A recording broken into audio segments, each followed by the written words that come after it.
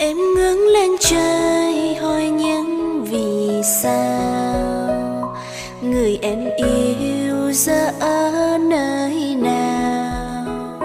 Người mang theo một trái tim chân tình, bỏ lại nơi đây với những kỷ niệm vẫn vương. Bao tháng năm qua em ngỡ như một giấc mơ, trần tình rằng anh đã không còn. Bàn tay em cô níu bao yêu thương trở về, nhưng mà sao anh cứ mãi xa rời em.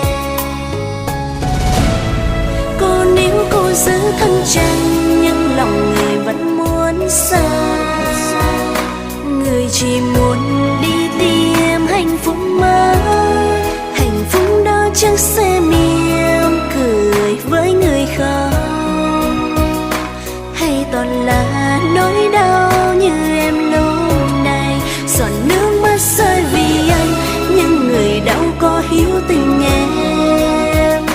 Ngày người đi tim em đâu còn lý trí, em mãi gọi tên anh và rồi khóc trong màn đêm.